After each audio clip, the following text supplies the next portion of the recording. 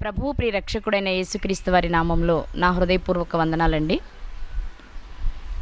ప్రియులరా, ఈరోజు ఒక చక్కని అంశాన్ని మనం ధ్యానం చేసుకుందాం. నేటి ధ్యానాంశంలోని వ్యక్తి ఎవరు అంటే ఒక యవ్వనస్తుడు.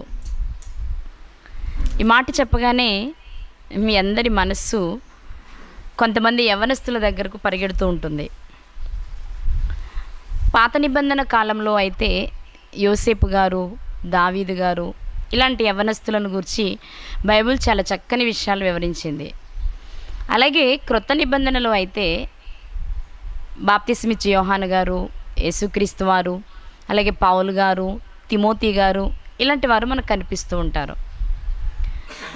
ఇప్పటి వరకు నేను చెప్పిన పేర్లు కలిగిన వ్యక్తులంతా అందరికీ సుపరిచితమైన వ్యక్తులే. అయితే ఇప్పుడు నేను మీతో పంచుకుంటున్న యవ్వనస్తుని పేరు ఒకసారి పరిశుద్ధ గ్రంథంలో నుండి చూద్దాం. ఆ పేరు మీకు బాగా తెలుసు, కానీ ఆ వ్యక్తిని యవ్వనస్తునిగా మీకు పరిచయం చేయాలనేది నా ఉద్దేశం. ఒకసారి చూడగలిగినట్లయితే నిర్గమాకాండము 33వ అధ్యాయము 11వ వచనం. నిర్గమాకాండము 33వ అధ్యాయము 11వ వచనం. మనుష్యుడు తన స్నేహితునితో మాట్లాడినట్లు యెహోవా మోషేతో ముఖాముఖిగా మాట్లాడెను. తరువాత అతడు పాళెములోనికి తిరిగి వచ్చుచుండెను. ఇప్పుడు చదువుతున్న 2 వచనాలు జాగ్రత్తగా గమనించాలి. అతని పరిచారకుడును, అనగా మోషే గారి పరిచారకుడును, నూను కుమారుడునైన యెహోషువ అను యవ్వనస్తుడు గుడారములో నుండి వెలుపలికి రాలేదు. ప్రియులరా, ఈ వచనం ప్రకారం ఈరోజు మనం మాట్లాడుకుంటున్న యవ్వనస్తుడు ఎవరో ఇప్పటికే మీకు అర్థమై ఉండాలి. అతను ఎవరు అంటే మోషే గారి పరిచారకుడును, నూను గారి కుమారుడును అయిన యెహోషువ గారు. బైబిల్ గ్రంథంలో యెహోషువ అను పేరు కలిగిన వారు చాలామంది ఉన్నారు. కానీ ఈరోజు మనం మాట్లాడుకుంటున్న యెహోషువ గారు ఎవరు అంటే నూను గారి కుమారుడు. అలాగే మీకు ఇంకా బాగా గుర్తుగా ఉండాలి అంటే యెహోషువ గారు ఎవరు అంటే మోషే గారి పరిచారకుడు. ఇక్కడ మనం 2 విషయాలు గుర్తించాలి. మోషే గారికి పరిచారకుడు, నూను గారి కుమారుడు అయిన యెహోషువ గారు ఒక యవ్వనస్తుడు. యవ్వనస్తుడు అంటే నా ఉద్దేశం పుట్టుకతోనే యవ్వనుడిగా పుట్టి మరణించేలోపు యవ్వనుడిగానే ఉన్నారని కాదు. కానీ మనం మాట్లాడుకుంటున్న సందర్భంలో లేదా మనం మాట్లాడుకుంటున్న ఈ విషయాలు జరుగుతున్న కాలం నాటికి అతను ఒక యవ్వనస్తునిగా కనబడుతూ ఉన్నారు. అది మనం గుర్తించాలి. ఈ యవ్వనస్తునికి పూర్వం బాల్యం ఉంది, తర్వాత వృద్ధాప్యం కూడా వస్తుంది. ఓకే, ఇప్పుడు మనం ఈ యవ్వనస్తుని జీవితంలో నుండి కొన్ని ప్రాముఖ్యమైన విషయాలు తెలుసుకుందాం. ప్రియులారా, మనకు తెలిసినవి ఉండొచ్చు, తెలియనివి ఉండొచ్చు. అన్నిటినీ జాగ్రత్తగా మనం నేర్చుకునే ప్రయత్నం చేస్తే మన జీవితాలు ముందుకు ఎలా కొనసాగించుకోవాలో మనకు అర్థమవుతుంది. ముందుగా యెహోషువ గారు ఎవరు అంటే నూను గారి కుమారుడు అని మనకు అర్థమైంది. ఇక 2, ఈయన గోత్రం ఏంటి అని కనుక మనం ఆలోచిస్తే, అంటే ఇశ్రాయేలీలలో 12 గోత్రాలు ఉన్నాయి కదా, ఆ గోత్రాలలో ఈయన ఏ గోత్రానికి చెందినవారు అని కనుక మనం ఆలోచించగలిగినట్లయితే దినవృత్తాంతముల మొదటి గ్రంథము 7వ అధ్యాయము 27వ వచనంలో ఎలీషామా కుమారుడు నూను, నూను కుమారుడు యెహోషువ. ఇక్కడ యెహోషువ గారు ఎవరు అంటే నూను గారి కుమారుడు అని వాక్యం సెలవిస్తుంది. నూను గారు ఎవరు అంటే ఎలీషామా కుమారుడు అని కనిపిస్తుంది. మరి వీరి గోత్రం ఎలా తెలుస్తుంది అంటే 7వ అధ్యాయం 20వ వచనం చూడాలి ప్రియారా. దినవృత్తాంతముల మొదటి గ్రంథము 7వ అధ్యాయము 20వ వచనంలో ఎఫ్రాయిము కుమారులలో షూతలహు అను ఒక్కడుండెను. ఇక్కడ 20వ వచనము నుండి మీరు క్రిందికి చదువుకుంటూ వెళితే ఎఫ్రాయిము వంశస్థులంతా మనకు కనిపిస్తారు. ఆ వంశంలో కనిపించే వ్యక్తే యెహోషువ గారు. అందువలన ఈయన ఎఫ్రాయిము గోత్రానికి చెందినవారుగా మనం గుర్తించాలి ప్రియులారా. ఇక ఈయన పరిస్థితి ఏంటి, ఈయన జీవన విధానం ఏంటి, ఈయన ఎలాంటి స్థితి కలిగిన వారు, దేవునికి ఈయన ఎలా ఉపయోగపడ్డారు, మోషే గారికి ఎలా పరిచర్య చేశారు అనే విషయాలు మనం జ్ఞాపకం చేసుకోగలిగితే ముందుగా కొంచెం చరిత్రను జ్ఞాపకం చేసుకోవాలి మనం. ఇశ్రాయేలీలకు మూల పురుషుడు అబ్రహాము గారు. అబ్రహాము గారికి ఇస్సాకు గారు, ఇస్సాకు గారికి యాకోబు గారు, యాకోబు గారికి 12 మంది కుమారులు జన్మించారు.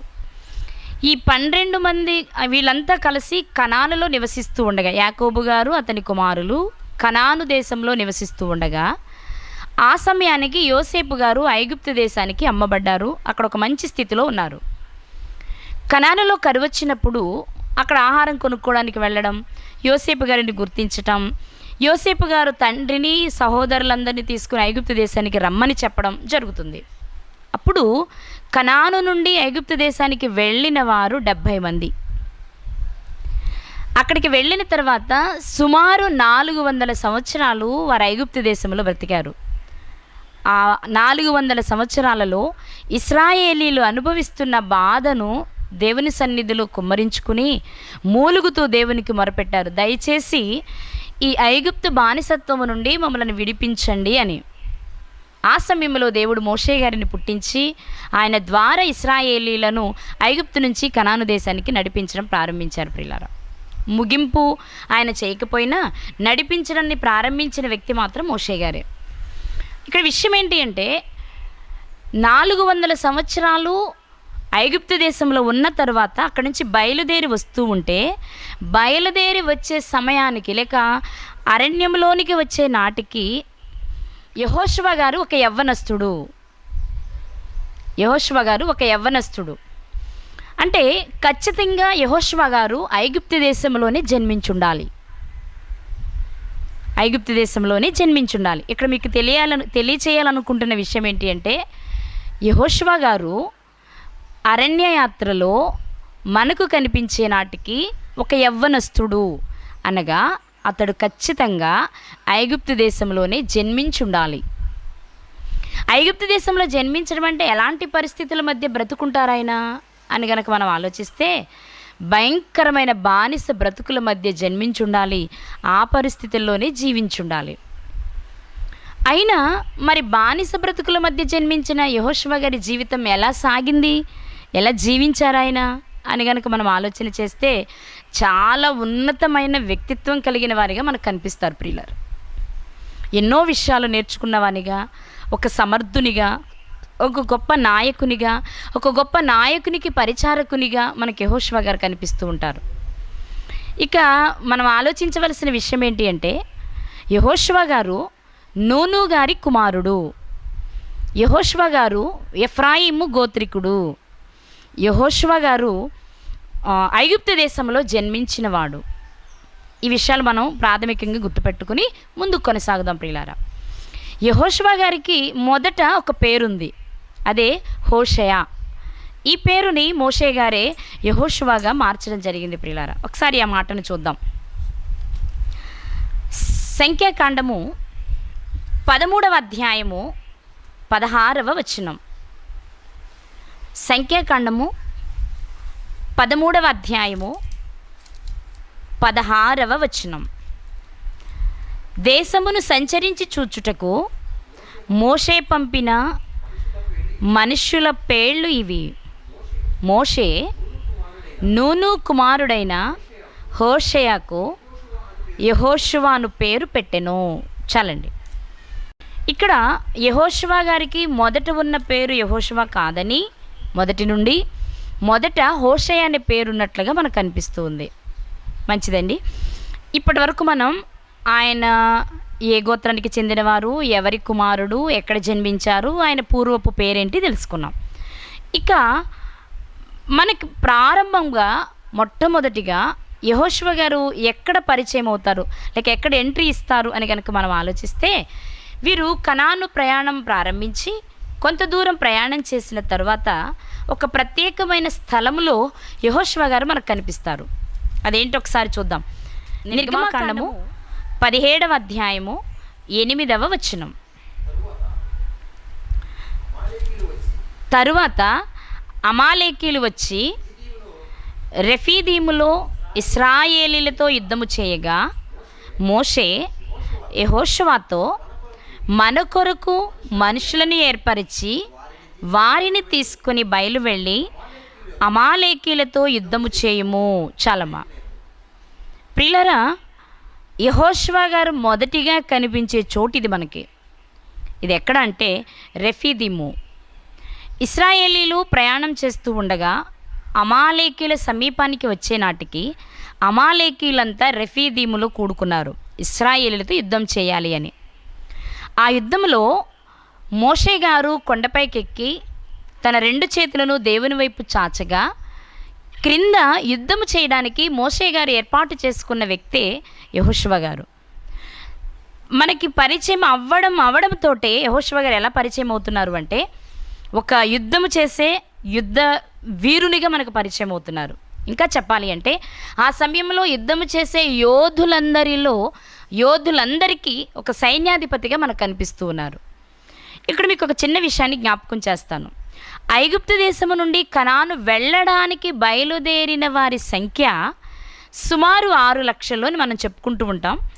అయితే ఖచ్చితమైన ఆధారం మనం చూడగలిగినట్లయితే వాళ్ళు ఎంతమంది అనేది ఒక మాటను చూద్దాం. సంఖ్యాకాండము 1వ అధ్యాయము 46వ వచనం. లెక్కింపబడి 6,03,550 మంది అయిరి. ఐగుప్తు నుంచి కనాను దేశానికి బయలుదేరిన కాల్బలం ఎంత అంటే సుమారు 6 అంటాం మనం, కానీ ఖచ్చితంగా చెప్పొచ్చు ఎంత అంటే 6,03,550 మంది. వీరిలో ఒక వ్యక్తే యెహోషువ గారు. అంటే అప్పటికి యెహోషువ గారి కాల్బలము అనగా 20 సంవత్సరాలు పైబడిన వారు, 50 సంవత్సరాలకు లోపున్నవారు. మనం యెహోషువ గారిని ఆల్రెడీ యవనస్తునిగా చూసాం కనుక 20 సంవత్సరాలు పైబడిన యుద్ధము చేయగలిగిన నైపుణ్యము కలిగిన కాల్బలములో ఒకరిగా మనకి యెహోషువ గారు కనిపిస్తూ ఉన్నారు. ఇప్పుడు యుద్ధము చేయగలిగిన నైపుణ్యం యెహోషువ గారికి ఎలా వచ్చింది? యుద్ధ విద్యలు యెహోషువ గారు ఎక్కడ నేర్చుకున్నారు, ఎప్పుడు నేర్చుకున్నారు, ఎందుకు నేర్చుకోవలసి వచ్చింది అని కనుక మనం ఆలోచిస్తే మనకి తెలుసు.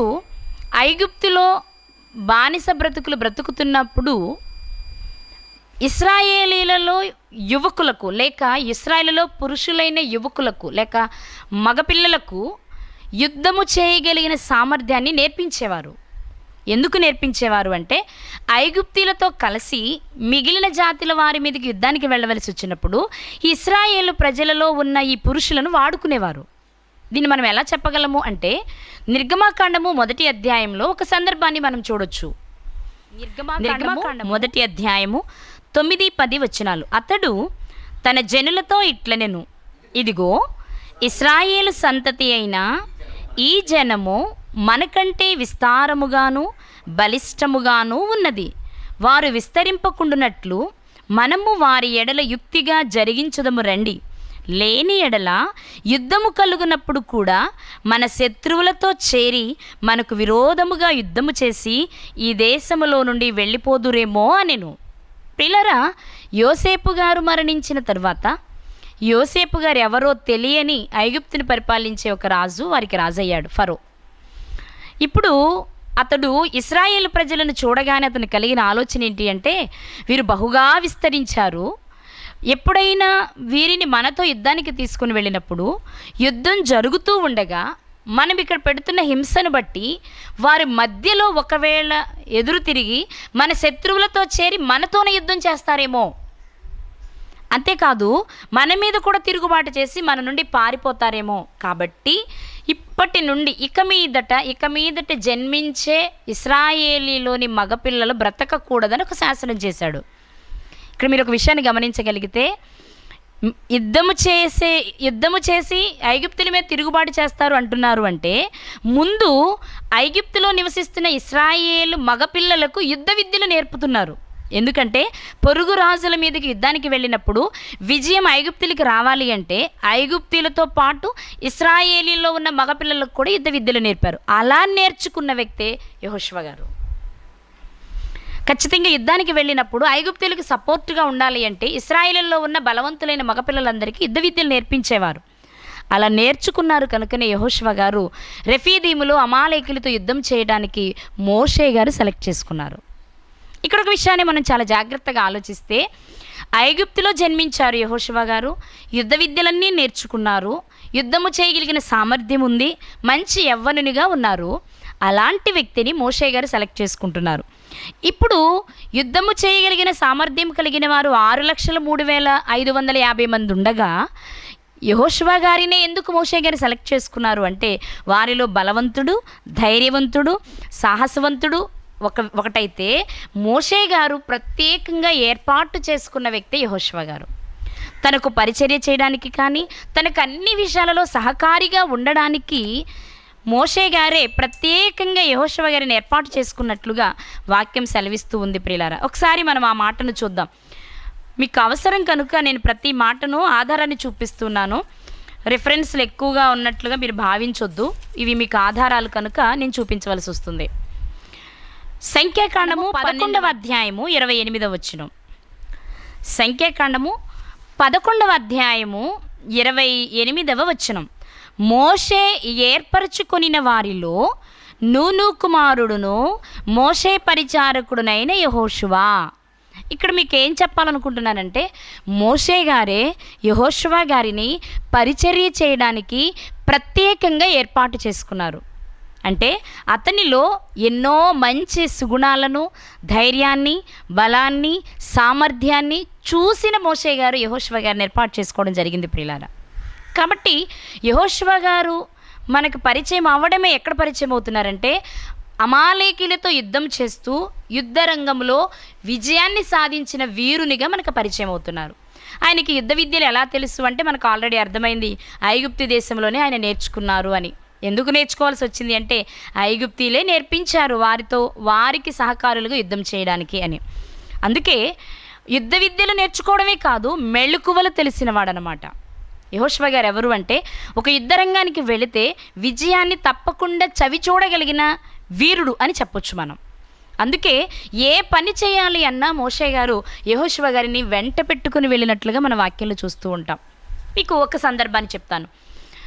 మోషే గారు నడిపిస్తూ ఉండగానే కనానును వేగి చూడవలసి వచ్చింది. కనాను భూభాగం ఎలా ఉంటుందో కనుగొని సమాచారం తేవలసిన పరిస్థితి వచ్చినప్పుడు ఇశ్రాయేలు 12 గోత్రాల్లో 12 మందిని సెలెక్ట్ చేశారు, ఒక గోత్రానికి ఒకరిని చొప్పున. ఇప్పుడు పొరుగు ప్రాంతాన్ని స్వాధీనం చేసుకోవాలి, ఒక శత్రు రాజ్యాన్ని స్వాధీనం చేసుకోవాలి. స్వాధీనం చేసుకునేటప్పుడు అక్కడ నుంచి తెచ్చే సమాచారం మంచి సమాచారం తేగలగాలి. ఒకటైతే అక్కడికి వెళ్ళి చూసేటప్పుడు పిరికి వారిని ఎవరు పంపించరు కదా. పిరికి వారిని పంపిస్తే వారు వెళ్ళి తమ సంగతి అంతా చెప్పేశారనుకోండి భయపడి, అప్పుడు మరలా దాని మీదకి యుద్ధానికి వెళ్ళడానికి కానీ దాన్ని జయించడానికి కానీ అవకాశం ఉండదు, మరొక మార్గాన్ని ఎంచుకోవాల్సి వస్తుంది. ఇప్పుడు ఆ భూభాగం ఎలాంటిది, దానిని మనం జయించొచ్చా లేదా, జయించాలి అంటే అక్కడ పరిస్థితులు ఎలాంటివో కనుగొనాలి అంటే ఇశ్రాయేలు 12 గోత్రాలలో 12 మందిని సెలెక్ట్ చేసినప్పుడు ఎఫ్రాయిము గోత్రము నుండి ఎవరిని సెలెక్ట్ చేశారో ఒక మాట చూద్దాం మనం. సంఖ్యాకాండము 13వ అధ్యాయము. సంఖ్యాకాండము 13వ అధ్యాయము 8వ వచనం. ఎఫ్రాయిము గోత్రమునకు నూను కుమారుడైన హోషయ.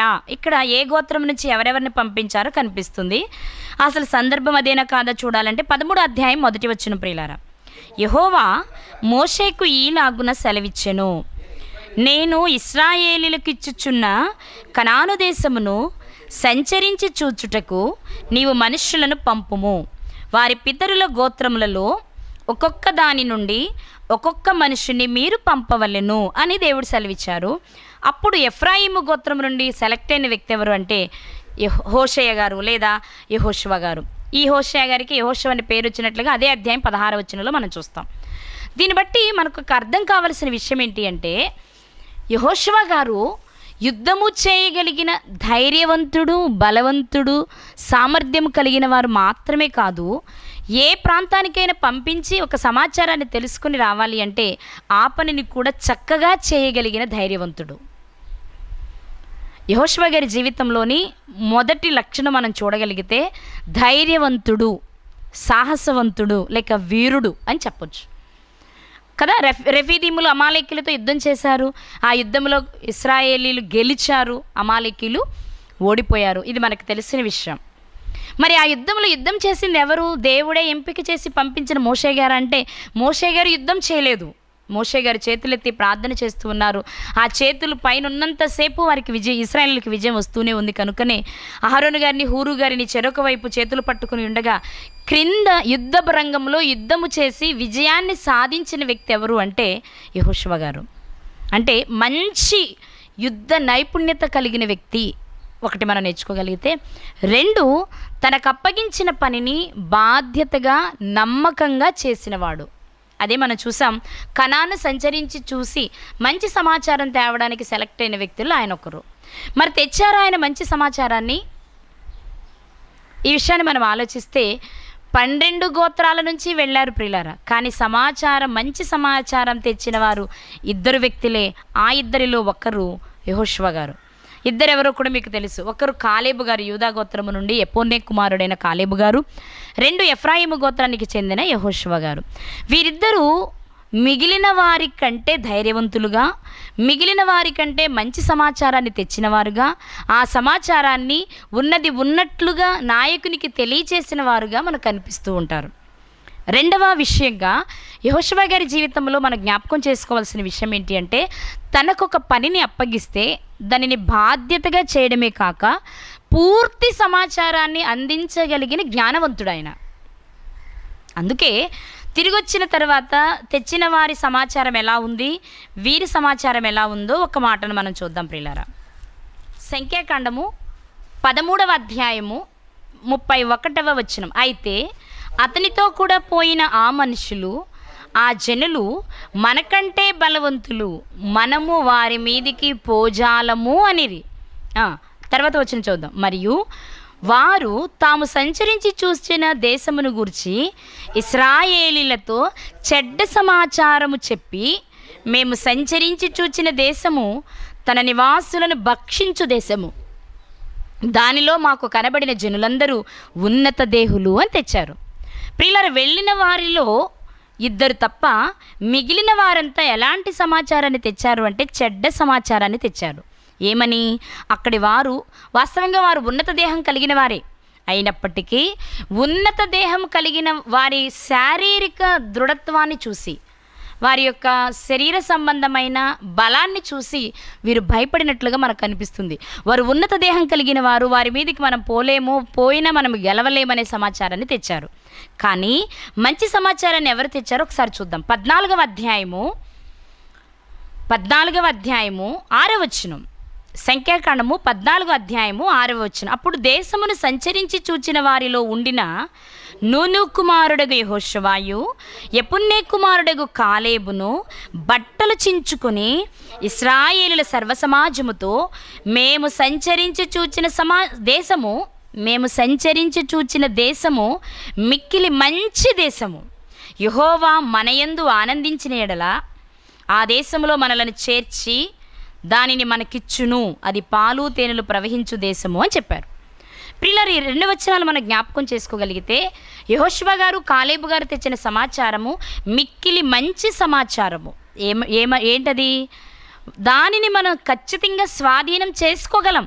మనం దేవుని మనస్సును, మనం యెహోవా మన యందు ఆనందించిన ఎడల, మనం ఆయన యందు విశ్వాసం ఉంచితే, విశ్వాసమును చూచి మన యందు ఆయన ఆనందిస్తే తప్పకుండా ఆ దేశాన్ని మనం స్వాధీనం చేసుకుంటాం అని వారు చూసిన విషయాన్ని చెప్పడానికి మిగిలిన వారందరూ ఎక్కువ ఉన్నారు. మంచి సమాచారం చెప్పేవారు 2 ఉన్నారు. ఈ 2 సమాచారం ఎక్కడ నమ్మరో అని, దానిని ఎక్కడ పోగొట్టుకుంటారో అని, దేవుని యందు ఎక్కడ అవిశ్వాసంగా ఉంటారో అని, ఇన్ని విషయాలు హృదయంలో ఉంచుకున్న ఈ 2 సహోదరులు ఏం చేశారు అంటే, బట్టలు చించుకొని మొత్తం సమాజం అంతటికి, అనగా ఓన్లీ కాల్బలం మాత్రమే కాదు, కాల్బలం 6,03,550 మంది, వీరు కాక పిల్లలు, వృద్ధులు, స్త్రీలు ఇంకా ఉన్నారు. సుమారు 25 లక్షల మంది ఉన్నారు. అంతమందికి కూడా 2 చెప్తున్న విషయం ఏంటి అంటే, మేము చూచి వచ్చిన దేశము మిక్కిలి మంచి దేశము, అది పాలు తేనెలు ప్రవహించే దేశము, అది మనం స్వాధీనం చేసుకోగలం, వారి బలాన్ని చూసి మనం కృంగిపోని అవసరము లేదు అని ఒక ప్రత్యేకమైన మంచి సమాచారం, వారు చూసి వచ్చిన సమాచారం చెప్పడమే కాక వారిని నమ్మించే ప్రయత్నం చేశారు వీరు. ప్రియులారా, ఇక్కడ మనం యెహోషువ గారి జీవితంలో నేర్చుకోదగిన విషయం ఏంటి అంటే, తనకు అప్పగించిన పని విషయంలో మంచి సమాచారాన్ని తెచ్చిన వ్యక్తి. ఎలా తేగలిగారు అంటే, ఆయనకున్న దేవుని పట్ల ఉన్న విశ్వాసమే మనం ఇక్కడ గుర్తించవలసిన విషయం. దేవుణ్ణి నమ్ముతున్నారు. ఎందుకంటే మనకి ఈ ధర్మశాస్త్రంలోనే కనిపిస్తుంది దేవుడు ఎలా ఎలా ఉండాలి. అన్నిళ్ళ మీదకి వెళ్ళినప్పుడు వారి యొక్క శరీర దృఢత్వాన్ని చూసి కృంగిపోకూడదు అని, దేవుని యందు విశ్వాసం ఉంచాలి అనే విషయాలన్నీ మనకి ధర్మశాస్త్రంలోని ద్వితీయోపదేశ కాండంలోను, సంఖ్యాకాండంలోను, నిర్గమాకాండంలోను మనకు కనిపిస్తూ ఉంటుంది. సో ఆ విషయాన్ని దృష్టిలో పెట్టుకున్న వీరు ఏం చేశారు అంటే, దేవుని యందు విశ్వాసం ఉంచి పరిపూర్ణ విశ్వాసంతో దేవుడే మనకు వాగ్దానం చేసిన భూమి కనుక మనం దానిని స్వాధీనపరచుకొనగలము అని విశ్వాసముతో కూడిన సమాచారాన్ని వారు తెచ్చారు. అంతేకాదు మిగిలిన వారు సర్వ సమాజాన్ని బలహీనపరుస్తున్నప్పుడు ధైర్యపరచుట కొరకు తమ బట్టలు చించుకొని మరీ విషయాన్ని చెప్పాలి అనుకున్నారు. అయినా ప్రజలు విననప్పుడు వారిని విడిచిపెట్టారే కానీ తమ విశ్వాసాన్ని మాత్రం విడిచిపెట్టలేదు. అందుకే వారు మంచి సమాచారం తెచ్చారు కనుక, మంచి సమాచారం చెప్పారు కనుక దేవుడు ఏమన్నారు అంటే, వీరిద్దరిని మాత్రమే కాల్బలములో వీరిద్దరిని మాత్రమే కనాను దేశం చేరుస్తాను అన్నారు. ఎందుకన్నారు ఆ మాట? మిగిలిన వారి మాటలకు వీరు కృంగిపోయి జారిపోయి, ఇదిగో మరి మిగిలిన వారందరూ చెప్పినట్టే మీరు వినండి, మేము చేసేది ఏముంది, మేమిద్దరమే కదా, మేము తెచ్చిన సమాచారం నమ్మేవారు ఎవరూ లేరు కదా, సరే మెజారిటీదే లెక్క కాబట్టి మిగిలిన 10 మంది చెప్పిన మాట మీరు వినండి అనట్లేదు వీళ్ళు. మేము చూసి వచ్చిన దేశం మంచి దేశం, దేవుడు దానిని మనకిస్తానని వాగ్దానం చేశారు, అది మేము విశ్వసిస్తున్నాము అని వారు ఆ విశ్వాసములో నుండి 1% కూడా ప్రక్కకు తొలగిపోయిన వారు కాదు. వారిలో ఒక వ్యక్తే యెహోషువ గారు. ప్రియులారా, మనం యెహోషువ గారి జీవితంలో మొదటి సందర్భము ధైర్యవంతుడు, బలవంతుడు, యుద్ధము చేయగలిగిన సామర్థ్యం కలిగిన వాడు అని నేర్చుకున్నాం. ఇక రెండవ సందర్భంలో తనకు అప్పగించిన పనిని బాధ్యతగా చేయగలిగిన వాడని, తాను విశ్వసించిన విషయంలో 1% కూడా అవిశ్వాసి కాని వ్యక్తిత్వం కలిగిన వాడనే విషయాన్ని మనం నేర్చుకున్నాం. అందుకే ఇలాంటి సామర్థ్యం కలిగిన వ్యక్తిని మోషే గారు తన పరిచారకునిగా ఏర్పాటు చేసుకున్నారు. ఇక యెహోషువ గారి జీవితంలోని మరొక ప్రాముఖ్యమైన విషయాన్ని మనం జ్ఞాపకం చేసుకోవాలి. అదేంటి అంటే, చాలామంది క్రైస్తవులకు తెలియని విషయం, అలాని మీరు అపార్థం చేసుకోవద్దు. జనరల్గా ఒక విషయం మనందరికీ తెలుసు. అదేంటి అంటే, దేవుడు ఇశ్రాయేలు ప్రజలకు ధర్మశాస్త్రాన్ని ఇవ్వాలి అనుకున్నారు, లేక ఆజ్ఞలు ఇవ్వాలి అనుకున్నారు. ఆజ్ఞలు గల ఆ పలకలను ఇవ్వడానికి దేవుడు మోషే గారిని కొండ మీదకి రమ్మని చెప్పారు. కొండ మీదకి రమ్మన్నప్పుడు కొండ మీదకి వెళ్ళారు. అక్కడ అనుకోకుండా 40 దినాలు ఉండవలసి వచ్చింది. 40 రోజుల అనంతరం పలకలను తీసుకొని మోషే గారు వచ్చినట్లుగా మనందరికీ తెలిసిన విషయం. నేను మీతో ఏం మాట్లాడుతున్నాను అంటే, దేవుడు ఇశ్రాయేలు ప్రజలకు ధర్మశాస్త్రాన్ని ఇవ్వాలి అనుకున్నప్పుడు మోషే గారిని రమ్మన్నారు, వెళ్ళారు, పలకలు తెచ్చారు అని మనం నమ్ముతున్నాం. కానీ మోషే గారు ఒక్కరే వెళ్ళారా, ఆయనతో ఇంకెవరైనా వెళ్ళారా అనే విషయాన్ని ఒకసారి మనం వాక్యంలో పరిశీలన చేద్దాం ప్రియులారా. నిర్గమాకాండము 24వ అధ్యాయము 12-13 వచనాలు. అప్పుడు యెహోవా మోషేతో ఇట్లనెను, నీవు కొండ ఎక్కి నా యొద్దకు వచ్చి అచ్చట ఉండుము. నీవు వారికి బోధించినట్లు నేను వ్రాసిన ఆజ్ఞలను, ధర్మశాస్త్రమును, రాతి పలకలను నీకిచ్చెదను అనగా, మోషేయు అతని పరిచారకుడునైన యెహోషువాయు లేచిరి. ప్రియులారా, ఇక్కడ ఒక విషయాన్ని జాగ్రత్తగా మనం గమనిస్తే, ఆజ్ఞలు గల పలకలు, ధర్మశాస్త్రము, 10 ఆజ్ఞలు పలకల మీద ఉన్నాయి, మిగిలిన విషయాలన్నీ ధర్మశాస్త్రంలో వ్రాయబడ్డాయి. ఈ రెండింటిని తీసుకోవడానికి దేవుడు మోషే గారిని కొండ మీదకి రమ్మన్నప్పుడు ఇక్కడ వ్రాయబడిన మాట, మోషేయు అతని పరిచారకుడైన యెహోషువాయు లేచిరి. ఎందుకు లేచారు? కొండ మీదకి వెళ్ళడానికి లేచారు. అంటే ఇక్కడ ఒక విషయాన్ని మనం గమనిస్తే, ఆజ్ఞలు గల పలకలు కానీ ధర్మశాస్త్రాన్ని కానీ తీసుకుని రావడానికి మోషే గారితో పాటు యెహోషువ గారు కూడా కొండెక్కారు. ప్రియులారా, ఈ విషయం చాలామంది గుర్తించని విషయం. కానీ ఈ ఉదయం మనం చాలా జాగ్రత్తగా ఆలోచిస్తే ఒక అద్భుతమైన మాట ఏంటి అంటే, దేవుడు ప్రత్యేకంగా ఏర్పాటు చేసుకున్నారు మోషే గారిని, మోషే గారు ప్రత్యేకంగా ఏర్పాటు చేసుకున్నారు యెహోషువ గారిని. ఇప్పుడు ఇశ్రాయేలు సర్వ సమాజానికి అవసరమైన ధర్మశాస్త్రాన్ని తీసుకురావడానికి వెళ్ళేటప్పుడు తనతో పాటు మోషే గారు ఎవరిని తీసుకుని వెళ్తున్నారు అంటే యెహోషువ గారిని తీసుకొని వెళ్తూ ఉన్నారు.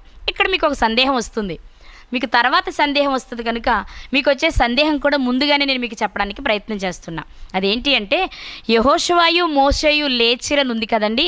లేచిన తర్వాత కొండెక్కేటప్పుడు మోషే గారు మాత్రమే ఎక్కుంటారు అని మీకు అనిపించవచ్చు. అయితే ఇద్దరు వెళ్ళారా, ఒక్కరే వెళ్ళారా అని మనం రుజువుపరుచుకోవడానికి మరొక ఆధారాన్ని చూద్దాం. నిర్గమకాండము 32వ అధ్యాయము 15వ వచనం. మోషే శాసనములు గల 2 పలకలను చేతపట్టుకుని కొండ దిగి వచ్చెను. ఇక్కడ కూడా మీకు ఏమనిపిస్తుంది అంటే, మోషే గారు మాత్రమే ఎక్కారు, మోషే గారు మాత్రమే దిగారు అనిపిస్తుంది. ఆ పలకలు ఇరుప్రక్కలను వ్రాయబడినవి, అవి ఈ ప్రక్కను ఆ ప్రక్కను వ్రాయబడి ఉండెను. ఆ పలకలు దేవుడు చేసినవి, ఆ పలకల మీద చెక్కబడిన వ్రాత దేవుని చేవ్రాత. ఇప్పుడు 15వ వచనాన్ని జాగ్రత్తగా పరిశీలన చేద్దాం. ఆ ప్రజలు పెద్ద కేకలు వేయిచుండగా యెహోషువ ఆ ధ్వని విని పాళెములో యుద్ధధ్వని అని మోషేతో అనగా. ప్రియులరా, కేవలం మోషే గారు మాత్రమే వెళితే మరి యెహోషువ గారు మోషే గారితో ఎలా మాట్లాడుతున్నారు? అలానే వచ్చేసారంటే వచ్చేస్తే జరుగుతున్నదేంటో వారికి అర్థమైపోతుంది. కానీ ఏమని మాట్లాడుకుంటున్నారు? పాళెములో పెద్ద కేకలు వినబడుతున్నాయి. ఆ కేకలు విని యెహోషువ గారు అంటున్నారు, పాళెములో యుద్ధధ్వని అని అన్నారు. అప్పుడు మోషే గారు ఏమంటున్నారు? 18వ వచనం చూద్దాం. అది జయధ్వని కాదు, అపజయధ్వని కాదు, సంగీత ధ్వని నాకు వినబడుచున్నది అనెను. ఏమంటున్నారు? సంగీత ధ్వనిలా ఉంది, అది జయధ్వని కాదు, అపజయధ్వని కాదు. అంటే యుద్ధరంగంలో జరిగే వాతావరణం కాదది, యుద్ధధ్వని కాదు అని మోషే గారు చెప్తున్నారు. యెహోషువ గారేమో యుద్ధధ్వని అంటున్నారు, మోషే గారేమో కాదు అంటున్నారు. అవునని కానీ కాదని కానీ వీరు అనుకోవడానికి కారణం ఏంటంటే, ఆ స్థలంలో వీరు లేరు. మరి ఎక్కడున్నారు? కొండ దిగి వస్తూ ఉన్నారు. అంటే కొండ దిగి వచ్చేటప్పుడు యుద్ధధ్వని అని పొరపాటు పడడానికి యెహోషువ గారు కారణం ఏంటి అంటే, క్రింద పాళెములో యెహోషువ గారు లేరు. అంటే దీన్ని బట్టి మనం ఆలోచించవలసిన విషయం ఏంటి అంటే, కొండ ఎక్కడానికి లేచినప్పుడే ఇద్దరూ కొండెక్కారు, ఇద్దరూ కొండ దిగుతున్నారు కనుకనే జరుగుతున్నదేంటో ఇద్దరికీ తెలియదు. అయితే యెహోషువ గారు చిన్నవారు కనుక యుద్ధధ్వని అనుకున్నారు. కానీ ఆ ధ్వని యొక్క శబ్దాన్ని బట్టే మోషే గారు ఒక మాట చెప్తున్నారు. అదేంటంటే, జయధ్వని కాదు, అపజయధ్వని కాదు. అంటే విజయం వచ్చిన ఆనందము కాదు, ఓడిపోయిన బాధతో కూడిన ధ్వని కాదు, కానీ అదొక సంగీత ధ్వని అని గుర్తించగలిగారు. ఈ సందర్భాన్ని బట్టి మనం జ్ఞాపకం చేసుకోవాల్సిన విషయం ఏంటి అంటే, ఖచ్చితంగా మోషే గారు ధర్మశాస్త్రమును మరియు పలకలను తీసుకురావడానికి కొండ ఎక్కినప్పుడు మోషే గారితో ఉన్న వ్యక్తి యెహోషువ గారు. ప్రియులారా, ఈ విషయాన్ని మనం అసలు మరచిపోకూడని విషయం. ఎందుకు కొండెక్కగలిగారు యెహోషువ గారు అని ఆలోచిస్తే, యుద్ధ విషయంలోనైనా, మాట సహాయంలోనైనా, పరిచర్య చేసే విషయంలోనైనా, సమాచారాన్ని మంచి సలహా ఇచ్చే విషయంలోనైనా, ఏ విషయంలోనైనా మోషే గారికి నచ్చిన వ్యక్తి, పూర్తిగా ఇష్టమైన వ్యక్తి ఎవరు అంటే యెహోషువ గారు అనే విషయాన్ని మనం మర్చిపోకూడదు ప్రియులారా. మరి ఇప్పటివరకు యెహోషువ గారి జీవితంలో కొన్ని ప్రాముఖ్యమైన విషయాలు విన్నాం. అదేంటి అంటే, అతడు యుద్ధము చేయగలిగిన సామర్థ్యం కలిగిన వాడని, తనకు అప్పగించిన బాధ్యత విషయంలో మంచి సమాచారాన్ని తేగలిగిన వాడని, ఆ సమాచారాన్ని ఉన్నది ఉన్నట్లుగా చెప్పగలిగిన వారని, ఒకవేళ అలా చెప్పి ఎదుటివారిని నమ్మించలేకపోయినా వారు విశ్వాసంలో బలహీనమయ్యేవారు కాదు అని మనం తెలుసుకున్నాం. ఇక మూడో విషయం ఏం తెలుసుకున్నాము అంటే, మోషే గారు ఎందుకు యెహోషువ గారిని ఏర్పాటు చేసుకున్నారు అంటే, మాట విషయంలో కానీ, చేత విషయంలో కానీ, ఏ విషయంలోనైనా మోషే గారికి తగినట్లుగా పరిచర్య చేయగలిగిన వారు, సహకరించగలిగిన వారు యెహోషువ గారు. అందుకే ఆయనను తన పరిచారకునిగా వాడుకున్నట్లుగా మనం చూస్తూ ఉన్నాం. సరేనండి, వ్యక్తిగతంగా శరీరపరంగా అతను అన్ని విషయాలలో మంచివాడే. మరి అతని ఆధ్యాత్మిక జీవితం ఎలాంటిది, అతను ఎలాంటి వ్యక్తి అని కనుక మనం ఆలోచించగలిగినట్లయితే కొన్ని విషయాలు మనం జ్ఞాపకం చేసుకుందాం ప్రియులారా. నిర్గమకాండము 33వ అధ్యాయంలో యెహోషువ గారిని గురించిన ఒక ప్రాముఖ్యమైన సమాచారం మనకు దొరుకుతుంది. నిర్గమకాండము 33వ అధ్యాయము 7వ వచనం నుండి చదువుకుందాం. అంతటా మోషే గుడారమును తీసి పాళెము వెలుపలికి వెళ్ళి పాళెమునకు దూరముగా దాన్ని వేసి దానికి ప్రత్యక్షపు గుడారమును పేరు పెట్టెను. ఇక్కడ ఈ మాట చూద్దాం. యెహోవాను వెదకిన ప్రతివాడును పాళెమునకు వెలుపల ఉన్న ఆ ప్రత్యక్షపు గుడారమునకు వెళ్ళుచూ వచ్చెను. ఇక్కడ మోషే గారు పాళెమునకు కొంచెం దూరంగా ఒక గుడారాన్ని వేసి ఆ గుడారానికి ప్రత్యక్షపు గుడారం అని పేరు పెట్టారు. అయితే అక్కడ ఒక మాట చెప్పారు, యెహోవాను వెతికిన ప్రతివాడును ఆ ప్రత్యక్షపు గుడారానికి వెళుతూ వస్తూ ఉన్నారు. అంటే దేవునితో అనుబంధాన్ని పెంచుకుంటున్న సందర్భం ఇది.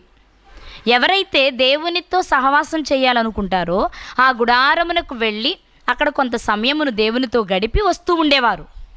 అలాంటి వారిలో మనకి యెహోషువ గారు కనిపిస్తారు. ఆ మాట చూద్దాం మనం. 11వ వచనం, నిర్గమాకాండము 33వ అధ్యాయము 11వ వచనం.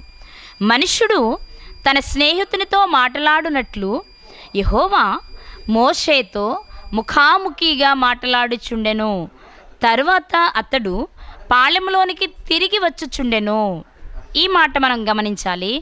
అతని పరిచారకుడును నూను కుమారుడైన యెహోషువ అనే యవ్వనస్తుడు గుడారములో నుండి వెలుపలికి రాలేదు. అంటే అసలు రాలేదని కాదు, ఎక్కువ మిగిలిన వారందరితో పోలిస్తే యెహోషువ గారు ఆ గుడారములో దేవుని ప్రత్యక్షతను చూస్తూ దేవుని దగ్గర నుండి మంచి సమాధానాన్ని పొందుకునే వరకు గుడారములో నుండి వెలుపలికి వచ్చేవారు కాదట.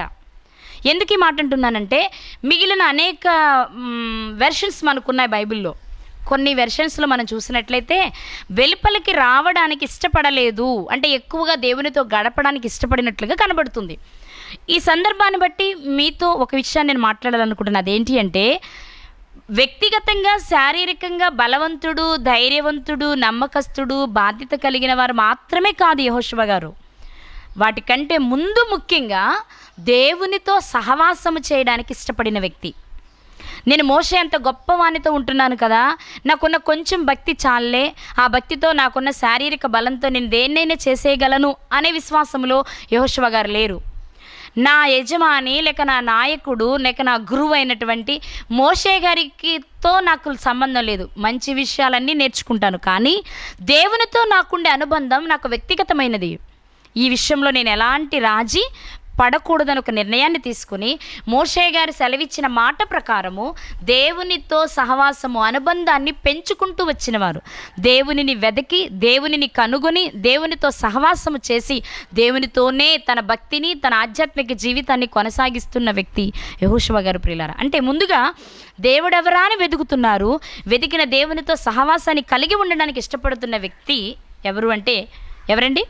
యెహోషువ గారు. అలాగే ఈయనకున్న మరొక లక్షణాన్ని మనం చూడగలిగినట్లయితే ద్వితీయోపదేశకాండము 34వ అధ్యాయము 9వ వచనం. మోషే తన చేతులను నూను కుమారుడైన యెహోషువ మీద ఉంచి ఉండెను కనుక అతడు జ్ఞానాత్మపూర్ణుడాయెను. ప్రియులారా, ఇక్కడ వ్రాయబడిన మాట, మోషే గారు తన చేతులను తన పరిచారకుడిని యెహోషువ గారి మీద ఉంచారు. అప్పుడు యెహోషువ గారు జ్ఞానాత్మపూర్ణుడాయెను. ఎలా అయిపోయారండి? జ్ఞానాత్మపూర్ణుడు. జ్ఞానమును ఆత్మను పరిపూర్ణంగా పొందుకున్న వ్యక్తి ఎవరు అంటే యెహోషువ గారు. ఒకటి, తండ్రి అయిన దేవుణ్ణి వెదకి కనుగొని పొందుకున్నవారు. 2, జ్ఞానమును పొందుకున్నవారు దైవ సంబంధమైన. 3, ఆత్మను పొందుకున్నవారు. తండ్రిని, కుమారుని, పరిశుద్ధాత్మను కలిగిన వారు మనం మాట్లాడుకుంటున్న యవ్వనస్తుడైన యెహోషువ గారు. అదేంటండి, యవ్వన కాలం వచ్చే నాటికే దేవుడెవరు వెతుకుతున్నారు, జ్ఞానం కావాలనుకుంటున్నారు, పరిశుద్ధాత్మను పొందుకుంటున్నారు. 3 విషయాలు తనలో ఇముడ్చుకొని శరీరపరంగా బలము, ధైర్యం అన్నీ కలిగిన, ఒక రకంగా చెప్పాలి అంటే ఒక సంపూర్ణ మనిషిగా మనకు కనబడుతూ ఉన్నారు. శరీర సంబంధమైన విషయాలలోనూ ఆధ్యాత్మిక సంబంధమైన విషయాలలోనూ. కాబట్టి మనం జ్ఞాపకం చేసుకోవాల్సిన విషయం ఏంటి అంటే, కేవలం భౌతికంగా బలవంతుడు మాత్రమే కాదు యెహోషువ గారు. ఆధ్యాత్మిక విషయాలలో, దైవ సంబంధమైన విషయాలలో కూడా పరిపూర్ణమైన వ్యక్తిగా మనకు కనబడుతూ ఉన్నారు ప్రియులారా. అందుకే మీకు ఇక్కడ ఒక ప్రత్యేకమైన సందర్భాన్ని చెప్తాను. మోషే గారికి దేవుడు సెలవిచ్చిన మాట, నీవు ఇశ్రాయేలును కనాను దేశానికి నడిపించాలి అని. కానీ ఎంతో ప్రయాసపడి నడిపించిన మోషే గారు కనాను దేశాన్ని దూరం నుండి మాత్రమే చూడగలిగారు. కానీ ఆ కనాను భూభాగమునకు చేరే అదృష్టం ఎవరికి లభించింది అంటే యెహోషువ గారికి లభించింది. అలానే నేను మోషే గారిని తక్కువ చేయడం లేదు. ఆ అవకాశాన్ని దక్కించుకోవడానికి కారణం ఏంటి అంటే, అతనికి దేవుని పట్ల ఉన్న ప్రేమ, దేవుని పట్ల ఉన్న భయము, భక్తి, అతడు కలిగి ఉన్న జ్ఞానము, ఆత్మను బట్టి ఆ స్థానానికి చేరగలిగారు. లోకంలో ఎదురుగా కనిపించే కనాను చేరగలిగారు, పరమ కానాను చేరడానికి కూడా అవకాశాన్ని పొందుకున్న వ్యక్తిగా మనకు ఆయన కనిపిస్తూ ఉన్నారు ప్రియులారా. అంతేకాదు కనాను చేరడమే కాదు, కనానులో ఇశ్రాయేలు ప్రజలకు భూభాగాన్ని పంచిపెట్టగలిగారు. మోషే గారు మరణించిన తర్వాత ఇశ్రాయేలు ప్రజలు కనానులోనికి చేరాలి అంటే యోర్దాను దాటవలసి వచ్చింది.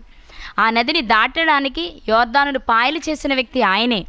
అలాగే హాయిని ఓడించిన వ్యక్తి, ఎరుకో గోడలు స్తుతులతో లేక ప్రార్థనతో 7 సార్లు చుట్టూ రౌండ్ కొట్టి ఎరుకో గోడలను కూల్చిన ఘన చరిత్ర ఎవరి చరిత్రలో మనకు కనిపిస్తుంది అంటే యెహోషువ గారి కాలంలోనే కనిపిస్తుంది. అంతేకాదు మాటిస్తే తప్పని వ్యక్తిగా మనకి యెహోషువ గారు కనబడుతూ ఉంటారు. తానిచ్చిన మాటే కాదు, తన తరపున పిల్లలు ఎవరిచ్చినా, తమ దగ్గర ఉన్న పిల్లలు ఎవరిచ్చినా కూడా ఆ మాటను జ్ఞాపకము చేసి నెరవేర్చేవానిగా మనకి యెహోషువ గారు కనబడతారు. దానికి బెస్ట్ ఎగ్జాంపులే రాహాబు గారి విషయం. ఆ తర్వాత మోషే గారు మరణించిన తర్వాత యెహోషువ గారు వేగి చూడడానికి ఎరుకో ప్రాంతానికి పంపించినప్పుడు రాహాబు గారితో వేగి చూడడానికి వెళ్ళిన 2 మనుషులు ఒక మాట ఇచ్చొచ్చారు. నిన్ను నీ కుటుంబాన్ని మేము నాశనము చేయము, దేవుడు నేను మా చేతికి అప్పగించినప్పుడు మాకు మంచి సమాచారాన్ని ఇచ్చావు కనుక నిన్ను నీ ఇంటి వారిని కాపాడతామనే మాట యెహోషువ గారు పంపిన వేగుల వారు ఇచ్చొస్తే ఎరుకో మీదకి యుద్ధానికి వెళ్ళినప్పుడు ఆ మాటను జ్ఞాపకం చేసి ఆమె ఇంటిని రక్షించవలసిందిగా యెహోషువ గారు గుర్తు చేశారు ప్రియులారా. అంటే మాటిస్తే వెనుకకు తిరగని వాడనమాట యెహోషువ గారు. మనం చిన్నగా చూస్తాం, సాధారణంగా ఆలోచన చేస్తాం, కానీ మీకు మరొక ప్రాముఖ్యమైన విషయం చెప్పనా? చరిత్రలో ప్రకృతిని శాసించిన వారు కొంతమంది భక్తులు మాత్రమే. అలాంటి వారిలో మనకి ఏలియా గారు ఒకరు కనిపిస్తారు. ఎవరు ఆయన? ఏంటంటే ప్రార్థన చేసి 3.5 సంవత్సరాల భూమి మీద వర్షము కురవకుండా చేసిన వ్యక్తి. అలాగే యేసుక్రీస్తు వారు మనకు కనిపిస్తారు క్రొత్త నిబంధనలో. కానీ వీరిద్దరికంటే ముందు చరిత్రలో మనకు కనిపించే వ్యక్తి ఎవరంటే యెహోషువ గారు. యెహోషువ గారు ఇశ్రాయేలీలందరూ వినుచుండగా ప్రార్థన చేశారు. సూర్యుడా నీవు గిబియోనులో ఆగు, చంద్రుడా నీవు అయ్యాలోనులో ఆగు అని ఒక ప్రార్థన చేసి శాసిస్తే అలా సూర్యుడు ఒక నాడెల్లా అస్తమించడానికి త్వరపడలేదు అట. ఇది మీకు తెలిసిన విషయం కనుక నేను రెఫరెన్స్ చూపించట్లేదు. నిజంగా ఆలోచించండి ప్రియులారా, ఎంత ధైర్యము, ఎంత భక్తి. ఆయన ప్రార్థన చేస్తే దేవుడు వింటారు, సహాయం చేస్తారన్న నమ్మకం లేకపోతే అలా శాసనం చేయగలరా? ఆయన నువ్వు ఆగు అని సూర్యుడికి చెప్పగలరా? చెప్పగలిగారు అంటే ఆయన ఎంత పర్ఫెక్ట్గా జీవిస్తున్నారు. అతనిలోని ఆ నిస్వార్థమైన భక్తి అతనికి ధైర్యాన్ని ఇచ్చింది. యోబు గారు చెప్తారు కదా, నీ భక్తి నీకు ధైర్యాన్ని పుట్టించదా అని. అలాంటి ధైర్యం కలిగిన వ్యక్తి యెహోషువ గారు. నేను చేస్తున్న భక్తి, నాకున్న విశ్వాసము, దేవుని పట్ల నాకున్న విధేయత, తప్పక నేను ఏదడిగినా ఆయన నా కొరకు చేస్తారు అనే నమ్మకం యెహోషువ గారికి ఉంది కనుకనే ప్రకృతిని శాసించారు ప్రియులారా. ప్రకృతిని శాసించారు, మనకు తెలుసు. ఇవన్నీ ఒకెత్తైతే యెహోషువ గారి విషయంలో మోషే గారు మరణించిన తర్వాత ఎవరిని నాయకునిగా ఎంపిక చేయాలి అనుకున్నప్పుడు మోషే గారి ఒక ప్రార్థన చేశారు దేవునికి.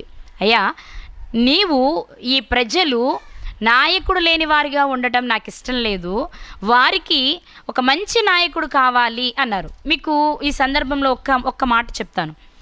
అసలు కనాను చేర్చవలసిన బాధ్యత ఉండగా మోషే గారు ఎందుకు చేరలేకపోయారు అని ఆలోచిస్తే వారు మెరీబా జలముల యొద్ద చేసిన సంఘటన వారిని కనానుకు చేర్చకుండా చేసింది. మోషే గారిని కనానుకు చేర్చకుండా చేసింది. ప్రభు చిత్తమైతే ఈ విషయమై మరొకసారి మనం మాట్లాడుకుందాం. అక్కడ ఏం జరిగింది, ఎందుకు జరిగింది, ఎవరెవరికి జరిగిందనే విషయాలు తర్వాత మాట్లాడుకుందాం. కానీ మెరీబా జలముల యొద్ద దేవుని మీద వారు తిరుగుబాటు చేసిన కారణంగా మోషే గారు కనానులో చేరలేదు. అయితే మరి నువ్వు వెళ్ళవు అని దేవుడు చెప్పిన తర్వాత చాలాసార్లు మోషే గారు కూడా రిక్వెస్ట్ పెట్టుకున్నారు. అయ్యా, అది నన్ను దయచేసి క్షమించు, నన్ను చేర్చు అని అడిగినప్పుడు ఇక చాలు, ఆ సంగతి ఎత్తకు అన్నారు దేవుడు. ఓకే, ఇప్పుడు మంచి మనసు కలిగిన వారు కనుక మోషే గారు ఏం చేస్తున్నారు అంటే, మరి నేను ముందే మరణిస్తే, అందులో చేరక మునిపే మరణిస్తే అక్కడికి ప్రజలందరినీ ఎవరు నడిపించాలి? కాబట్టి మీరు ఒక పని చేయండి అని ఒక మాట మోషే గారు దేవుణ్ణి అడుగుతున్నారు. ఆ మాట ఒకసారి చూద్దాం మనం. సంఖ్యాకాండం 27వ అధ్యాయము 15వ వచనం నుండి చదువుకుందాం.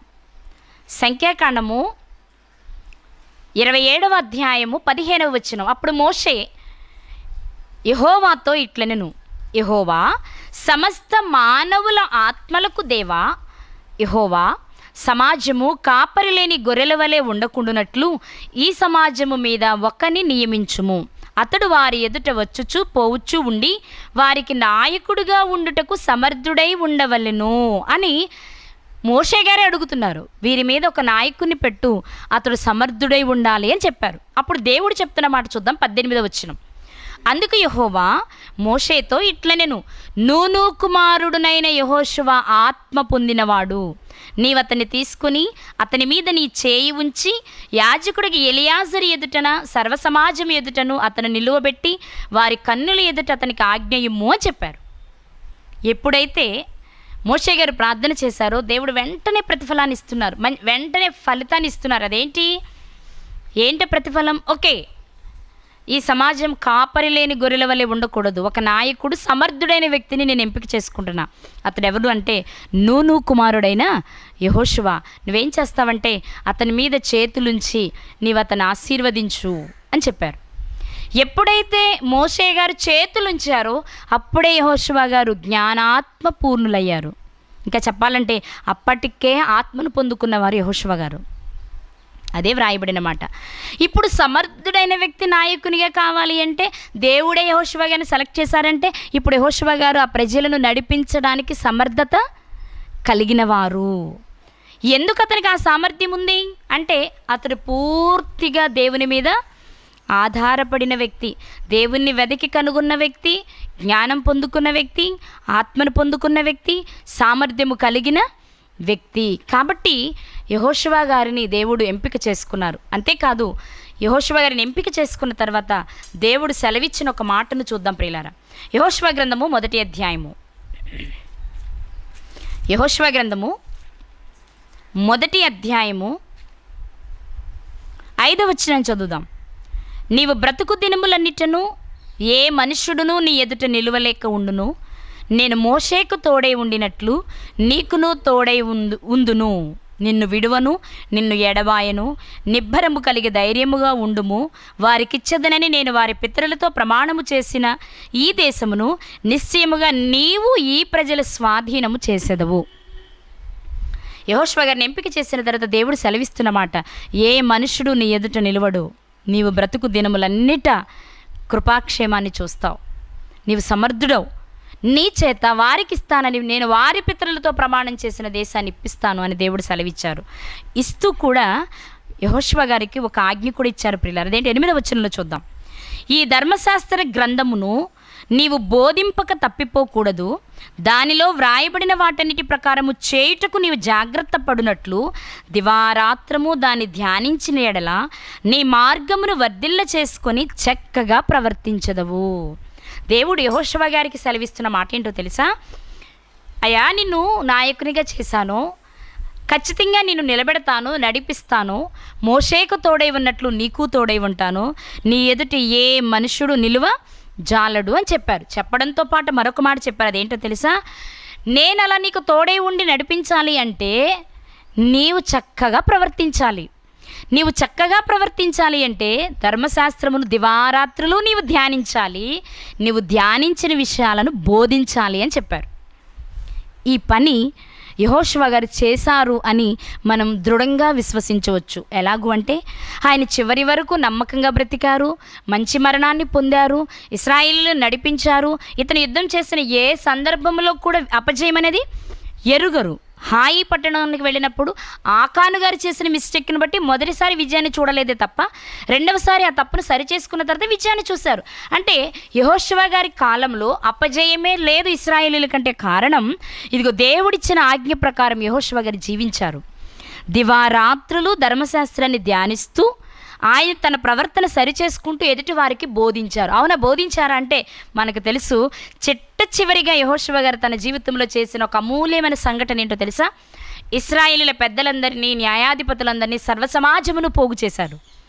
చేసి ధర్మశాస్త్రంలో దేవుడు వారికి తెలియచేసిన విషయాలు, అలాగే మోషే గారు ఉన్న నాటి నుండి యెహోషువ గారు చూస్తూ వచ్చిన సంగతులు, ప్రతి సంగతిని వారికి క్షుణ్ణంగా వివరించారు. అదే యెహోషువ గ్రంథం 24వ అధ్యాయంలో మనం చూడొచ్చు. మొదటి వచనాన్ని చూద్దాం ఒకసారి. యెహోషువ ఇశ్రాయేలీల గోత్రముల వారిని అందరినీ షెకెంలో పోగు చేసి వారి పెద్దలను, వారి ప్రధానులను, వారి న్యాయాధిపతులను, వారి నాయకులను పిలువనంపగా వారు వచ్చి యెహోవా సన్నిధిని నిలిచిరి. యెహోషువ జనులందరితో ఇట్లనెను. అందరినీ పోగు చేసి బోధ చేస్తున్నారు యెహోషువ గారు. ఎందుకు అంటే అది దేవుడు తనకిచ్చిన ఆజ్ఞ. ఆ బోధలో ప్రాముఖ్యమైన మాట ఏంటో తెలుసా? 24వ అధ్యాయము 15వ వచనం ప్రియులారా. యెహోషువ గ్రంథము 24వ అధ్యాయము 15వ వచనం. యెహోవాను సేవించుట మీ దృష్టికి కీడని తోచిన ఎడల మీరు ఎవరిని సేవించెదరో, నది అద్దరిని మీ పితరులు సేవించిన దేవతలను సేవించెదరో, అమోరీల దేశమున మీరు నివసించుచున్నారే వారి దేవతలను సేవించెదరో నేడు మీరు కోరుకునిడి. మీరెవరిని సేవింప కోరుకొనినను నేనును నా ఇంటి వారును యెహోవాను సేవించదము అనిది. ప్రియులారా, ఈ మాట ప్రతి క్రైస్తవునికి అత్యంత అవసరమైన మాట. అంటే మిగిలినవి కాదని కాదు. దేవుడు ఏ సంగతి యెహోషువ గారికి తెలియచేశారో ఆ సంగతుల ప్రకారం, ఆ విషయాల ప్రకారం సత్ప్రవర్తన కలిగి జీవిస్తున్న వ్యక్తి యెహోషువ గారు. నీవు ధర్మశాస్త్రంలో ఉన్న విషయాలు దివారాత్రులు ధ్యానించి నువ్వు జాగ్రత్త పడు, అలాగే ఎదుటి వారికి నేర్పించు అని చెప్పారు. ఆ మాట ప్రకారం యెహోషువ గారు జాగ్రత్తగా నేర్చుకుని తాను తన ఇంటి వారు కూడా యెహోవాను మాత్రమే సేవించేలా ఉండటమే కాకుండా, నా స్థితి ఇది, మీరు ఇది చేస్తే బాగుంటుంది, చేస్తే మీరు ఇది చేయండి, లేకపోతే మీ ఇష్టం అని చెప్పగలిగేలా యెహోషువ గారు ఉన్నారు ప్రియులారా. కాబట్టి యెహోషువ గారి జీవితంలో మనం ఏ రకంగా చూసుకున్నా సరే, శరీరపరంగా చూసుకున్నా, ఆధ్యాత్మికంగా చూసుకున్నా, నాయకునిగా చూసుకున్నా, ఏ విషయంలో కూడా మనుషుల దయను, దేవుని దయను పొందుకున్న ఒక మహనీయునిగా చరిత్రలో నిలిచిపోయారు యెహోషువ గారు. మనం అనేక విషయాలు జ్ఞాపకం చేసుకున్నాం. ఆయన యుద్ధము చేయగలిగిన ధైర్యవంతుడు, బలవంతుడు, తనకిచ్చిన బాధ్యతను నమ్మకంగా చేయగలిగిన వాడు, ఒకవేళ తాను నమ్మినది ఎదుటివారు నమ్మకపోతే నమ్మేలా చేయగలిగినవాడు, ఒకవేళ వారు నమ్మకపోయినా తాను మాత్రం విశ్వాసంలో నుంచి సడలిపోయేవారు కాదు. ఇదొకటైతే, ఇక మూడవది ఇంత బాధ్యత, నమ్మకము, యుద్ధము చేయగలిగిన వారు కనుక ఇటు యుద్ధము చేసి బాధ్యతగా ఉండే పని అయినటువంటి ఐగుప్తు నుంచి కనానుకు చేర్చే బాధ్యత దేవుడు యెహోషువ గారికి అప్పగించారు. యెహోషువ గారు దీనిని పొందుకోవడానికి కారణం ఇలాంటిదేదో తనకు వారసత్వంగా వస్తుందని ఆశించి మోషే గారికి పరిచర్య చేయలేదు, కానీ నమ్మకంగా, యథార్థంగా, నిస్వార్థంగా పరిచర్య చేశారు కనుక ఆ మంచి మనస్సు మెచ్చిన దేవుడు తనకిచ్చిన ప్రత్యేకమైన అవకాశమే ఇశ్రాయేలు ప్రజలను కనాను దేశంలోనికి చేర్చే అవకాశం. అలా చేర్చడానికి యెహోషువ గారిలో ఉన్న మరికొన్ని ప్రత్యేకమైన లక్షణాలు ఏంటి అంటే, తండ్రి ఎవరో వెదికి కనుగొన్నవారు, ఆత్మను పొందుకున్నవారు, జ్ఞానమును పొందుకున్నవారు, దేవుడు తనకిచ్చిన ఆజ్ఞ ప్రకారం తాను బ్రతుకుతూ తన కుటుంబాన్ని బ్రతికించుకుంటూ సమాజానికి నేర్పించినవారు. కాబట్టి ప్రియులారా, ఇలాంటి విశ్వాస యోధుడు, భక్తిపరుడు, జ్ఞానవంతుడు, ఆత్మ కలిగిన వారైనటువంటి యెహోషువ గారి జీవితం మనం ఏదో చిన్నగా ఆలోచిస్తాం. ఏదో సూర్యచంద్రులను ఆపినవానిగా, కనానుకు చేర్చినవానిగా, తన ఇంటి వారందరినీ రక్షించుకోవడానికి ప్రయత్నం చేసిన వారిగా మాత్రమే చూస్తాం. కానీ ఆయనలో ఏ రకంగా చూసుకున్నా ఇటు తన యజమాని అయినటువంటి మోషే గారు మెచ్చుకునేలా ఉన్నారు, ఆయన ఒకవైపు దేవుడు మెచ్చుకునేలా ఉన్నారు. మోషే గారు మెచ్చుకునేలా ఎంతలా తన ప్రవర్తన ఉందో ఒక్క మాట మీకు చెప్తాను. ఒకానొక సందర్భంలో మోషే గారు దేవుని మీద తిరుగుబాటు చేశారు. తిరుగుబాటు అంటే నేను ఒక్కడినే ఈ భారమంతా మోయాలా, నేను ఒక్కనికే పట్టిందా అన్నట్లు మాట్లాడినప్పుడు దేవుడు వెంటనే చెప్పారు. ఎందుకు అనవలసి వచ్చిందంటే, మోషే గారు కూడా ఇశ్రాయేలు ప్రజలు మాంసాపేక్ష కలిగిన వారే తిరుగుబాటు చేశారు. మేము ఎప్పుడు ఈ కూరగాయలే తినాలా, మాకు మాంసం కావాలన్నప్పుడు అన్నీ చూస్తూ కూడా ఇలా మాట్లాడుతున్నారని మోషే గారు బాధపడినప్పుడు దేవుడు ఏమన్నారంటే, అయితే నువ్వు ఇశ్రాయేలు నుంచి ఒక 70 మందిని సెలెక్ట్ చేసుకో, వారి మీద నేను నీకుంచిన ఆత్మలో కొంత పాలు ఉంచుతాను, వారు నీకు సహకారులుగా ఉంటారు అని చెప్పారు. అలాగే వారు సెలెక్ట్ చేసుకున్నప్పుడు వారి మీదకి ఆత్మ వచ్చింది, వారు ప్రవచించడం ప్రారంభించారు. ఆ తర్వాత అందరూ ఆగిపోయారు, కానీ కొంతమంది వ్యక్తులు మాత్రం ఇంకా ప్రవచిస్తూ ఉన్నారు. ఆ సందర్భంలో జరిగిన ఒక్క మాటను చూసుకొని మనం ముగించుకుందాం ప్రియులారా. సంఖ్యాకాండము 11వ అధ్యాయము 26వ వచనం. ఆ మనుషులలో 2 పాళ్యములో నిలిచియుండిరి. వారిలో ఒకని పేరు ఎల్దాదు, రెండవ వాని పేరు మేదాదు. వారి మీదను ఆత్మ నిలిచియుండెను. వారు వ్రాయబడిన వారిలో ఉండియు వారు గుడారమునకు వెళ్ళక తమ పాళ్యములోనే ప్రవచించిరి. అప్పుడు ఒక యవ్వనుడు మోషే యొద్దకు పరిగెత్తుకుని వచ్చి, ఎల్దాదు, మేదాదులు పాళ్యములో ప్రవచించుచున్నారని చెప్పగా, మోషే ఏర్పరచుకునిన వారిలో నూను కుమారుడును మోషేకు పరిచారకుడునైన యెహోషువ, మోషే, నా ప్రభువా, వారిని నిషేధింపుము అని చెప్పెను. ప్రియులారా, ఇక్కడ ఏం జరుగుతుంది అంటే ఇద్దరు వ్యక్తులు పాళెంలో ఉండి ప్రవచిస్తూ ఉన్నారు. ఆ సంగతి ఒక యవనస్తుడు పరిగెత్తుకుంటూ వచ్చి మోషే గారికి చెప్పారు. ఇప్పుడు మోషే గారు వెంటనే రెస్పాండ్ అవ్వలేదు, కానీ యెహోషువ గారు రెస్పాండ్ అయ్యారు. ఏమంటున్నారు అంటే, మోషే, నా ప్రభువా, వారిని నిషేధించు, వారు గుడారంలోనికి వెళ్లకుండా పాళెంలోనే ఉండి ప్రవచిస్తున్నారు కాబట్టి వారిని నిషేధించు, వారిని తొలగించు అని చెప్పగలుగుతున్నారు. నేను ఈ మాట ఎందుకు చెప్తున్నాను అంటే, మోషే అంతటి నాయకునికే ఒక సలహా ఇచ్చే స్థితిలో ఉన్నారు యెహోషువ గారు. ఎందుకు అలా చెప్పగలుగుతున్నారు అంటే, నిస్వార్థమైన సేవ యెహోషువ గారిది, నిస్వార్థమైన ప్రేమ. కాబట్టి ఒక మంచి ఉద్దేశంతో నేను సలహా ఇస్తే మోషే గారు వింటారు అనే ఉద్దేశంలో ఉండి వెంటనే చెప్తున్న మాట, ఏం చేయాలో మోషే గారికి యెహోషువ గారు సలహా ఇస్తున్నారు. వారిని నిషేధింపు అంటున్నారు. నిజంగా అందులో అమాయకత్వం, ప్రేమ, గురువుగారి పట్ల ఉన్న అభిమానం కనబడుతుంటుంది. నీకు వ్యతిరేకంగా పాళెంలో వీళ్ళు ప్రవచిస్తారా, నువ్వు వెంటనే వారిని తొలగించేసి నిషేధించు అని చెప్తూ ఉన్నారు. కానీ వెంటనే చక్కగా మోషే గారు చక్కని సలహా చెప్పారు. ఏమనంటే, అందుకు మోషే, నా నిమిత్తం నీకు రోషం వచ్చిన యెహోషువ, నా మీద నీకు ఇంత ప్రేమ ఉందా, నా పట్ల నా తరపున నువ్వు ఇలా మాట్లాడుతున్నావా?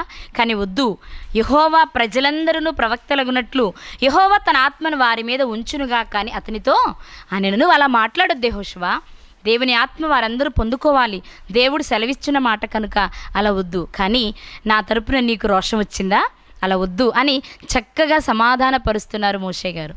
ఇక్కడ నేను ఏ ఉద్దేశాన్ని మీకు చెప్పాలనుకుంటున్నానంటే, మోషే అంతటికి సలహా ఇచ్చేంతటి వాడయ్యాడని కాదు, కానీ తన సలహా ఇస్తే మోషే గారు తీసుకుంటారు అనేంత నమ్మకం యెహోషువ గారికి ఉంది. ఆ నమ్మకానికి కారణం ఏంటి అంటే, తాను చేసే ఏ పనుల్లో కూడా మోషే గారికి ఎదురు చెప్పినట్లు కానీ, మోషే గారి మీద తిరుగుబాటు చేసినట్లు కానీ, మోషే గారి తర్వాత నాయకత్వం తనకు వస్తుందని స్వార్థపూరితమైన సేవ యెహోషువ గారు చేయలేదు. భయము, భక్తి, యథార్థత, సత్యము, నిస్వార్థము కలిగిన పరిచర్య చేశారు కనుక తన గురువుగారు తన మాట వింటారు అనుకుని సలహా ఇచ్చారు తప్ప మరొకటి కాదు. ఇక్కడ మనం ఒక పసిపిల్లవాని మనస్సును యెహోషువ గారిలో చూడాలి. అందుకే ఏది మంచిదో మోషే గారు అతనికి తెలియచేసినట్లుగా మనం చూస్తూ ఉన్నాం. ప్రియులారా, ముఖ్యమైన మాట మనం చెప్పుకున్నాం కదా, ప్రకృతిని శాసించిన మాట. అక్కడ వ్రాయబడిన మాట ఏంటో తెలుసా? ఒక నరుని మనవి విని దేవుడు సూర్యుని ఒక నాడెల్లా అస్తమింప చేయలేదట. అసలు అతని భక్తి ఎంత పరిపూర్ణమైన భక్తో ఒకసారి మీరు జ్ఞాపకం చేసుకోవాలి. ఈరోజు ఈ ఉదయకాల సమయంలో దేవుడు యెహోషువ గారి ద్వారా మనకు తెలుపుతున్న మాట, శరీరపరంగా నీవు బలవంతుడు కావచ్చు, బలహీనుడవు కావచ్చు, కానీ ఆధ్యాత్మికంగా పరిపూర్ణమైన విశ్వాసం కనుక నీకుంటే నీ పట్ల దేవుడు ఏ కార్యమైనా చేయగలరు. నీవు అలాంటి భక్తిని కనుపరుస్తూ ప్రార్థన చేస్తే నీవు అడిగినది ఏదైనా దేవుడు చేయగలరు. అందుకే మరియ మార్త గారుల సందర్భంలో యేసుక్రీస్తు వారి విషయంలో కూడా ఈ మాటే ప్రస్తావిస్తారు. వారు నీవు అడిగితే దేవుడు ఏదైనా చేస్తారు అంటారు యేసుక్రీస్తు వారి విషయంలో. ఎందుకు చేస్తారు? యేసుక్రీస్తు వారు కూడా తండ్రి ఇష్టాన్ని నెరవేర్చడానికి వచ్చి తండ్రి ఇష్టమే తన ధ్యేయంగా బ్రతికారు కనుక ఆయన ఏదడిగినా తండ్రి చేశారు. ఇప్పుడు యెహోషువ గారికి ఉన్న ధైర్యం కూడా అదే. నేను యథార్థంగాను నా యజమానిని ఇష్టాన్ని నా ఇష్టంగా బ్రతుకుతున్నాను కనుక నేను అడిగిన ఏదైనా చేస్తారు. ఓకే, ఆయన అడిగినది సమర్థనీయంగా ఉంటే ఓకే, కాకపోతే అతనికి చక్కగా సమాధానం చెప్పారు మోషే గారు. ప్రియులారా, కాబట్టి మోషే గారి జీవితంలో నుండి మనం గనుక యెహోషువ గారి జీవితాన్ని ఆలోచన చేస్తే మోషే గారు తక్కువ నేను చేయట్లేదు, కానీ ఆయన చూడలేనివి, ఆయన చేయలేనివి కూడా యెహోషువ గారి ద్వారా దేవుడు చేయటానికి ఇష్టపడ్డారు. కనాను భూభాగానికి చేర్చారు, దానిని ఇశ్రాయేలుకు పంచే పని చేశారు. ఆఖరి క్షణము వరకు తనకున్న విశ్వాసము, నమ్మకము, భయము, భక్తి విడవకుండా చివరి క్షణము వరకు జీవించి మరణించిన నీతిమంతుడు, విశ్వాస యోధుడు యెహోషువ గారు. మరి మన జీవితాలు ఎలా ఉన్నాయో ఒకసారి జ్ఞాపకం చేసుకుందాం. తండ్రి పట్ల మనకున్న ఉద్దేశం ఏంటి? మనము దేవుని జ్ఞానము, దేవుని ఆత్మను పొందుకున్న వారమేనా? పొందుకుని వాటిని నిలబెట్టుకున్న వారిగా ఉన్నామా? వాటిని కోల్పోయిన వారిగా ఉన్నామా? ఎదుటి వారికి బోధిస్తూ మనం చేయలేని వారిగా ఉన్నామా? బోధించే వారిగా ఉన్నామా? బోధించే ముందు దివారాత్రము వాక్యాన్ని ధ్యానించే వారిగా ఉన్నామా లేదా అనే విషయాలను ఎవరికి వారమే పరిశీలన చేసుకుందాం. వీటిలో ఏవైనా లోపాలుగా ఉంటే సరిచేసుకుందాం. ఒకవేళ అన్నీ మంచిగా ఉంటే మన ఆధ్యాత్మిక జీవితాన్ని ఎలా ముందుకు కొనసాగిస్తూ దేవునికి మహిమ తెచ్చి ఆ దేవుడిచ్చే ఆ పరలోకాన్ని స్వతంత్రించుకునే వారిలో మనమంతా ఉండాలి. అలా ఉండుటకు దేవుడు తన కృపను మనకు దయచేయునుగాక.